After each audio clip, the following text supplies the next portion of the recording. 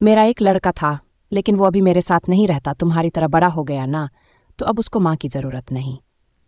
अब दिन ही कितने बचे हैं और ज़्यादा भूख भी नहीं लगती, तो मेरा गुजारा चल जाता है। इंसान अपना बचपन कभी नहीं भूलता। यही तो वो समय होता है जब वो बिना कुछ सोचे सिर्फ अपनी छोटी सी दुनिया में मस्त रहता है। बारिश का सड़क पर जमा पानी काफ़ी होता है हमारे मन को लुभाने के लिए। छोटी छोटी बातों में बड़ी खुशी मिलती है। ऐसी कई बातें होती है बचपन की जो हमारे मन में बसी रहती है उम्र भर। पेड़ पर से गिरना और साइकिल का टायर पूरे मोहल्ले में घुमाना, किसी की डांट खाना, स्कूल टीचर, गली मोहल्ले सब सार हता है। मैंने 7वीं तक पढ़ाई ये गांव में कि पिताजी की सरकारी नौकरी थी। उसके बाद उनका तबादला किसी शहर में हो गया। उन्होंने उसके लिए कोशिश भी की। वो चाहते थे कि मेरी और मेरी बहन की शिक्षा उसके बाद किसी अच्छे स्कूल में हो। खैर, उनकी मेहनत का परिणाम उनको मिला और तबादला हो गया। मुझे याद है बीचस्त्र में स्कूल को छोड़कर हमें जाना पड़ा था। उस समय बचपन में मुझे इस बात का पता नहीं था कि बाद में उस जगह उस गांव को इतना याद करूंगा। तब मैं इसी बात से खुश हो रहा था कि हम ये घर बड़े शहर जाएंगे। कई साल बीत गए, लेकिन फिर वहां जाना नहीं हुआ। जाते समय पापा और मम्मी ने आस पड़ोस को यह वादा तो किया था कि हम आएंगे मिलेंगे, लेकिन वो भी हुआ नहीं।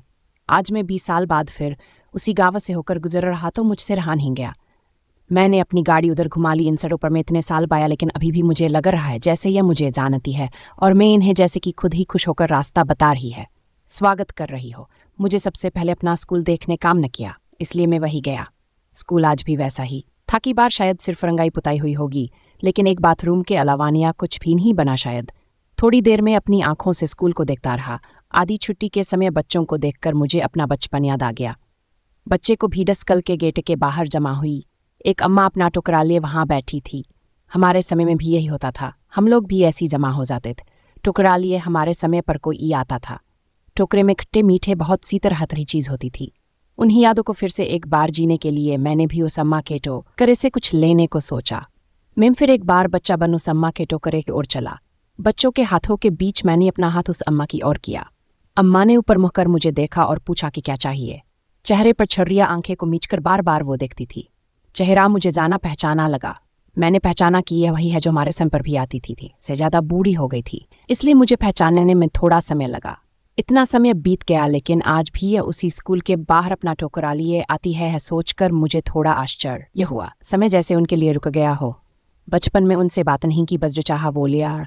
आज उनको देखकर उनसे बात करने को मन किया। वो मुझे नहीं पहचानती शायद, लेकिन मुझे लगता है मैं उन्हें अच्छे से जानता हूँ। कुछ देर में इन्हीं ख्यालों में तब तक स्कूल की घंटी बजी और उनके आसपास मंडराते बच्चे वापस अपनी क्लास की ओर भागे। अम्मा भी अपना सामान समेट रही थी। मैंने उनसे कहा, अम्मा आप अभी तक आती है, हमारे समय में आ पाती थी। उन्होंने अपनी हिलती गर्दन और चिपकाती पलकों से मेरी ओर देखा। कान से कम सुनता था शायद, इतना कहने पर भी उन्होंने फिर एक बार मुझसे पूछा, क्या कहा? माफ करना, थोड़ा कम सुनाई देता है। मैंने फिर वही बात दोहराई। अम्मा को सुनकर बहुत अच्छा लगा, बहुत खुश हुई मुझसे। खां खुश हो गई हर देर हो। इतना खाकर उन्हें मेरे सर पर हाथ रखा, फिर वो अपने काम में लग गई। मैंने पूछा, अम्मा आप अभी तक आती है, आपके घर में कोई और नहीं है?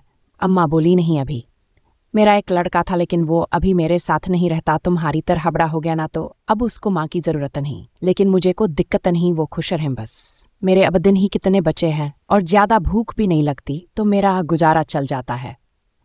कभी स्कूल के बाहर, कभी पास के बाजार में, जितना होता है करती हूँ। और फिर यहाँ आती हूँ तो इन बच्चों को देखती हूँ तो मुझे अच्छा लगता है। अपनी बात खत्म करते ही उन्होंने कहा, अच्छा बेटा खुश रहो। इतना कहकर वो जाने लगी।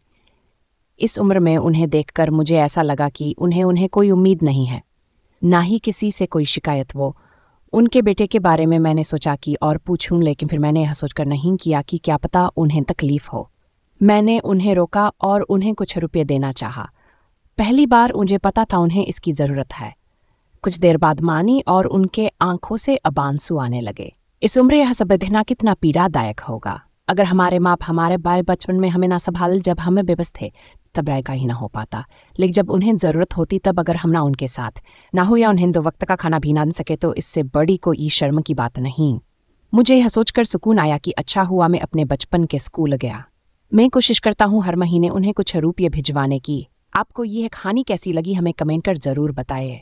इसी तरह की अच्छी कहानियाँ आप यहाँ पर सुन सकते हैं। यह हमारी कहानियाँ आपका मनोरंजन करने के साथ दिशा भी देंगी। तुम ने रही हमारे साथ और हमारे प्रयास को सफल बनाए।